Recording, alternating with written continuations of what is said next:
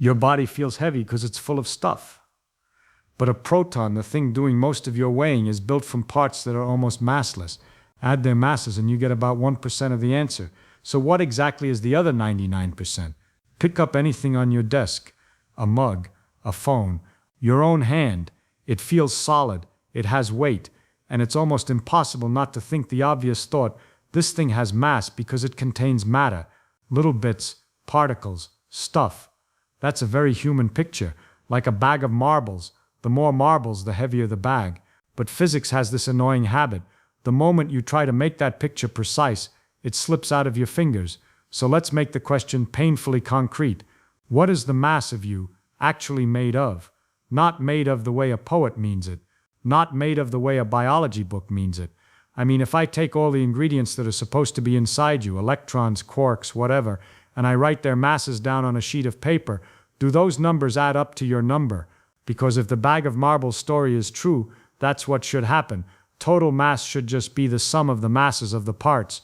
And there's a place where we can test this idea cleanly without getting lost in chemistry, water content, bones, fat, lunch, and so on. Test it on a single proton. A proton is as close as you can get to a piece of matter that's not yet complicated. It sits in every atomic nucleus. It's the anchor of ordinary material. If you want to understand why a table has weight, you'd better be able to explain why a proton has weight. So, what's in a proton? The standard answer: 3 quarks, 2 up quarks, and 1 down quark, plus a bunch of gluons holding them together, and a swarm of short-lived quark-antiquark pairs popping in and out because the vacuum in quantum field theory is never quiet. Fine, but let's stick with the simplest cartoon. 3 quarks, that's the intuitive particles inside idea. Now here's the part where your intuition expects arithmetic. Look up the masses of those quarks. The up quark has a mass of only a few MeV. The down quark is also only a few MeV. Add 2 ups and a down and you get roughly 10 MeV, give or take. Now look up the mass of the proton, about 938 MeV. Not 10, 938. That's not a small mismatch. That's not, oh, we forgot a correction. That's a canyon. So where is the rest of the mass coming from? You could try to rescue the bag of marbles idea by saying, well, there must be more particles in there, and yes, there are.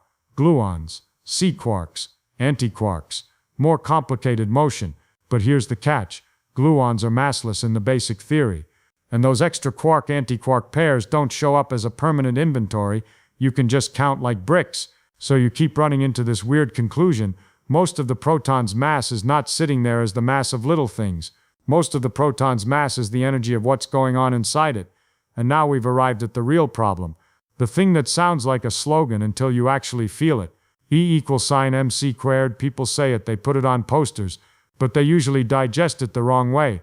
They hear mass can turn into energy, like mass is the real stuff and energy is what you get when it explodes. But the equation doesn't say that mass is the original and energy is the product. It says something much harsher. Mass is a form of energy. Rest mass is rest energy. A stationary proton is already energy sitting in one place. If you could put what it is on a meter, you'd measure an energy, about 938 MeV. The mass is just that energy written in different units divided by C². So the question becomes sharper, almost uncomfortable. What energy is trapped inside a proton that adds up to 938 MeV? And trapped is not poetic. Trapped is literal, because if the energy could leak out, the proton's mass would change. You would change. Now the first wrong turn people make is to think, okay, it's like the quarks are little balls bouncing around fast. They have kinetic energy that contributes to mass. That is partly true. Motion energy contributes. If you have a system of particles rattling around in a box, the box weighs more when they're moving faster. That's a real effect. Heat a gas, it gets heavier by an absurdly tiny amount, but it's there.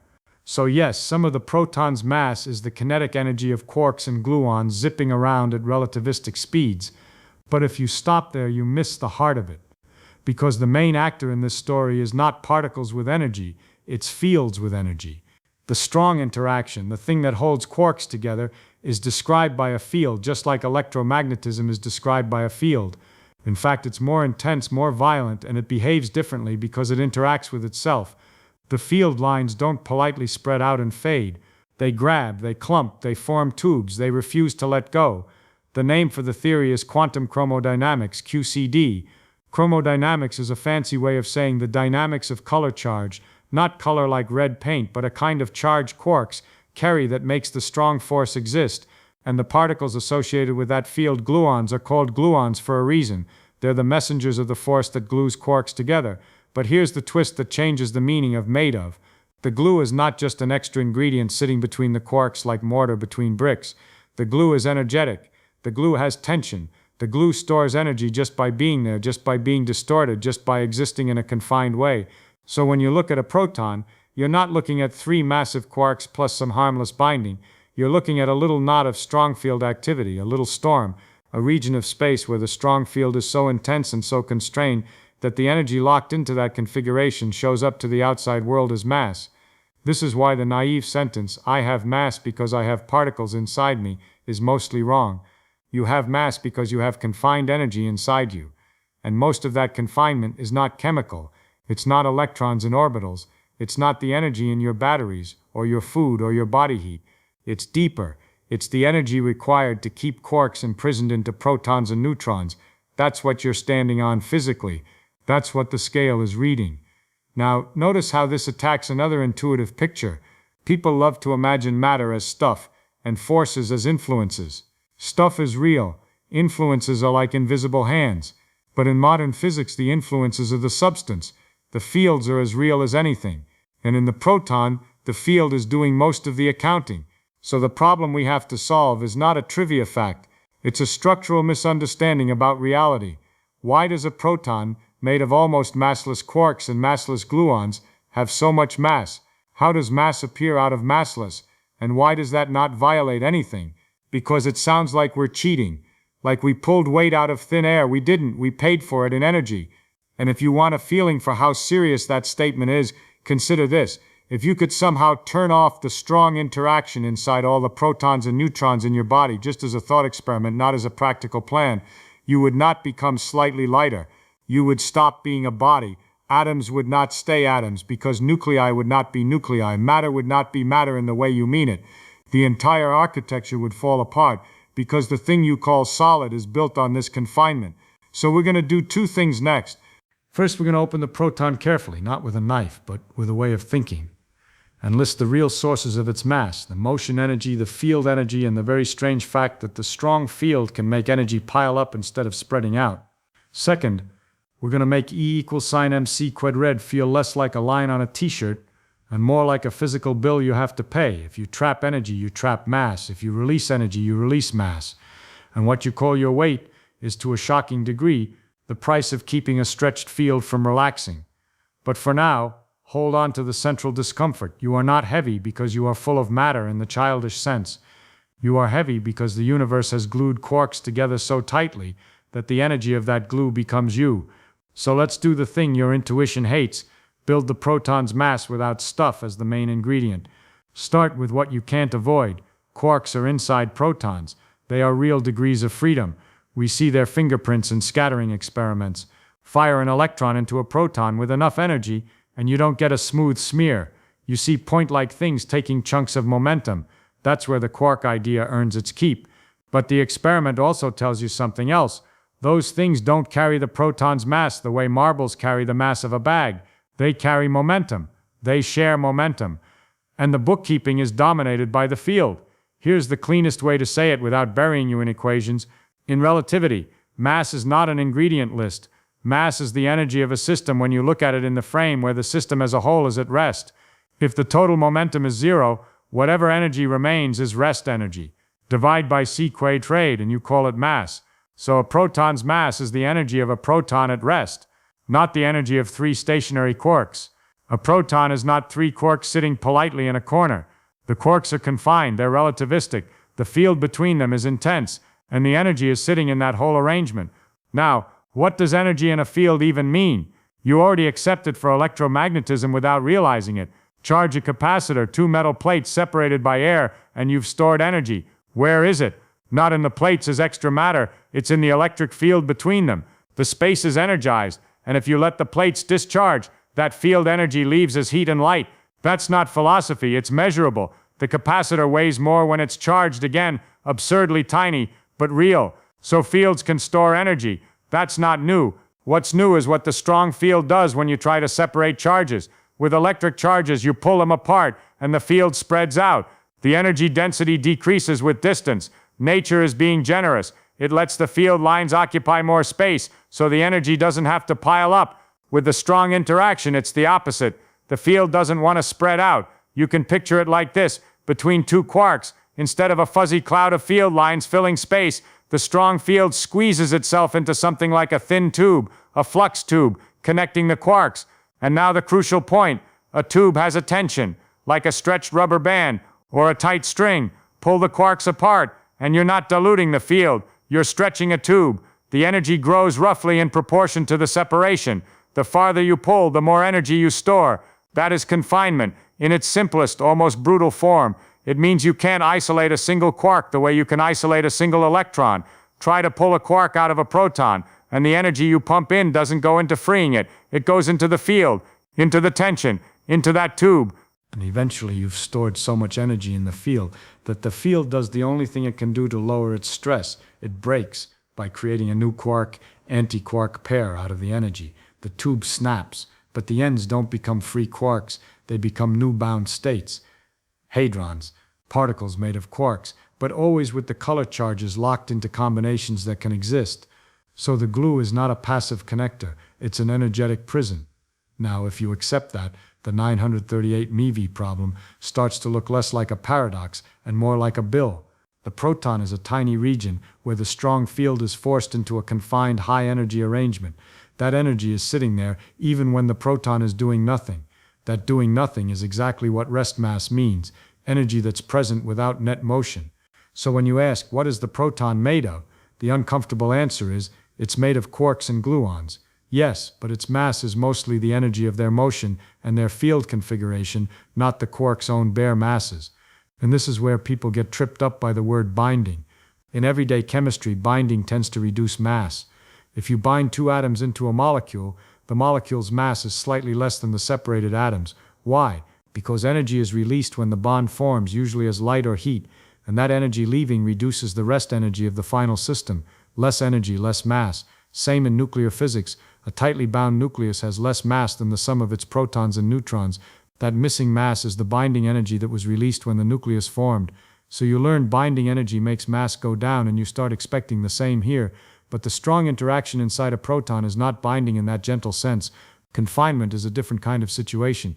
You are not taking pre-existing free quarks and letting them relax into a lower energy arrangement. Free quarks are not available as reference objects. The only physical objects you can compare are other hadrons. Inside the hadron, the field and the quarks are forced into a compact volume. The energy density is enormous. The mass you see is the energy you can't get rid of without destroying the object. That's why it's so misleading to say the gluons are just the glue between quarks.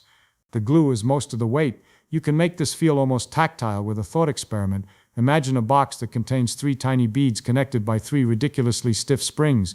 The beads themselves are nearly massless, but the springs are under tension, and the beads are rattling around because the springs won't let them settle. Now you pick up the box.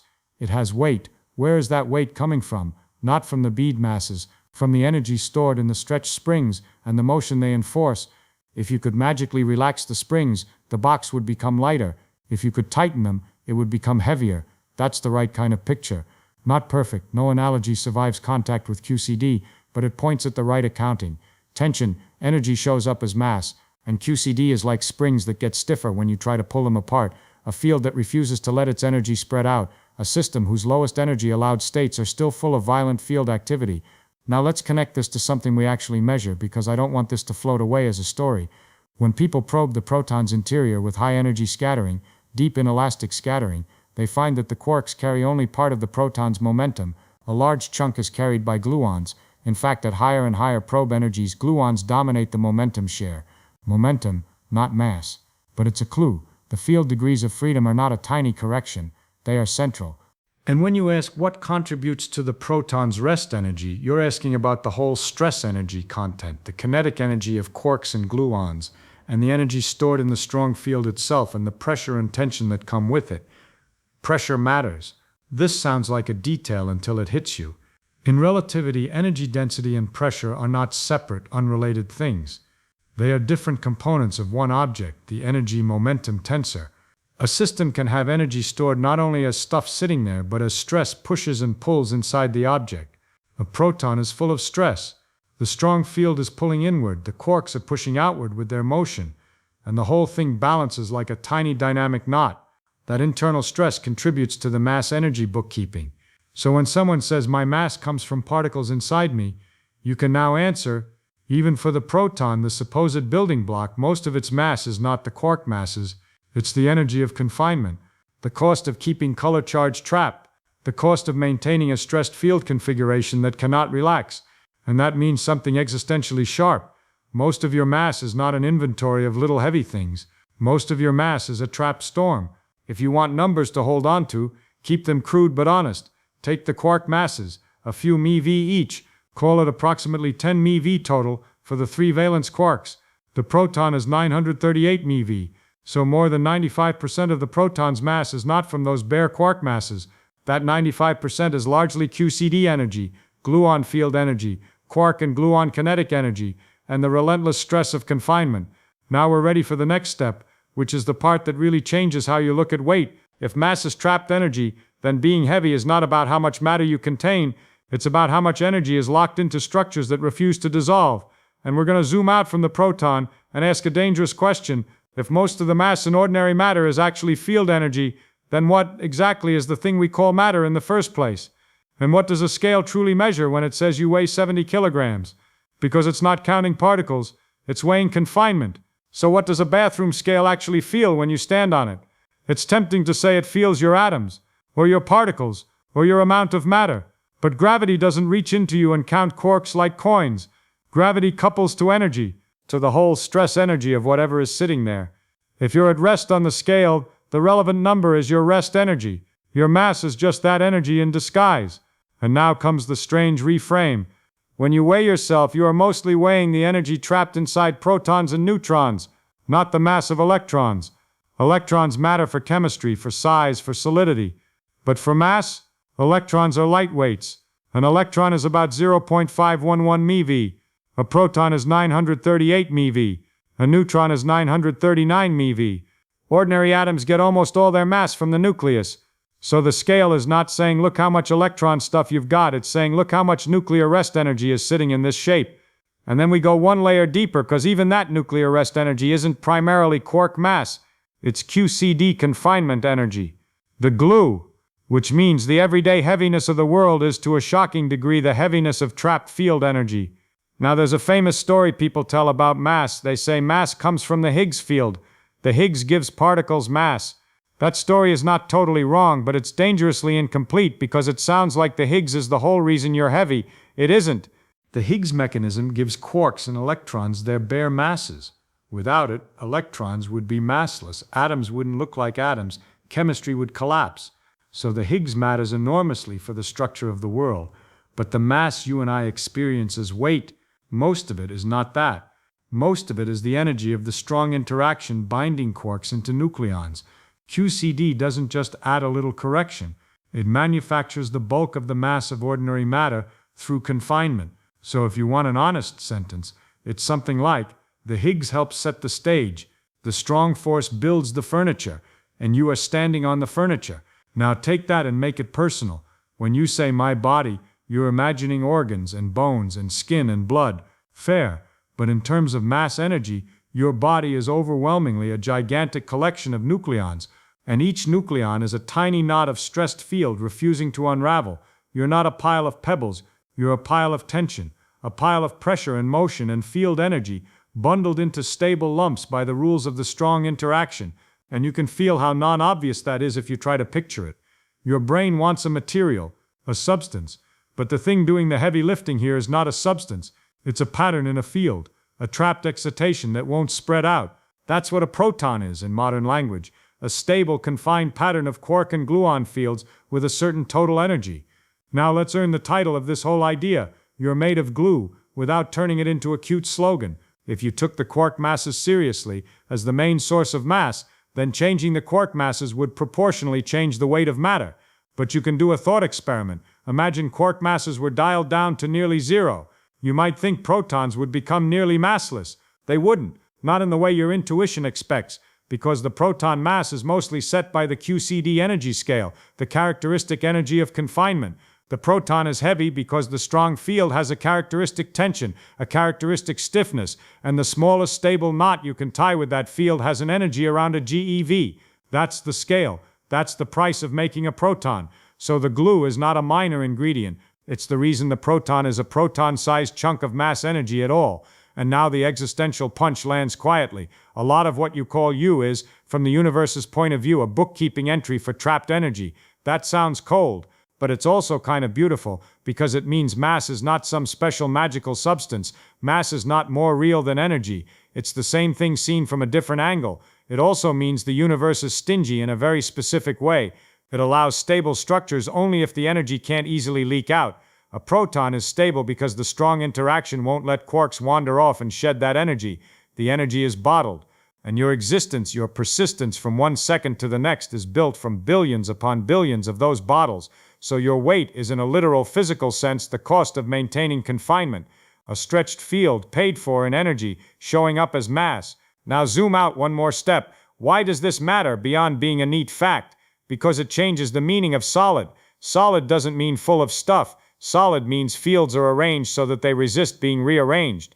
The electromagnetic field keeps atoms from overlapping. The strong field keeps nuclei from falling apart. The solidity of your hand on a table is two systems of fields refusing to occupy the same state. You feel that refusal as hardness. Gravity feels that stored energy as weight, and your brain turns it into a story about matter. But the deeper story is stranger and more honest. The universe is made of fields that can trap energy into stable patterns. We give those patterns names: electron, proton, atom, U, and we call the trapped energy mass. Now here's the part that's worth sitting with for a second. You didn't earn your weight by having more substance. You earned it by being a particular arrangement of the strong field, repeated unimaginably many times. You are, quite literally, a sculpture made of stressed space. And when you die, the pattern changes, the chemistry changes, the organization dissolves. But the mass energy accounting doesn't break, it just moves around. Heat to the environment, chemical energy redistributed, atoms reused. The nuclear confinement energy mostly stays locked in those protons and neutrons for times longer than civilizations. Even decay, real decay, doesn't destroy energy, it just changes how it's stored. So the next time you feel the weight of your own body, tired legs on stairs, your feet pressing into the floor, there's a more accurate thought than I'm made of matter. It's I'm made of trapped energy, and gravity is reading the total. And if that makes you feel small, good, it should, because it means you're not a special exception carved out of the universe. You're exactly what the universe does everywhere. It takes fields, it ties knots, and it lets those knots persist.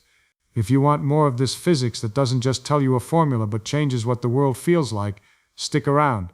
There are a lot more everyday words we use that are secretly wrong in the same way.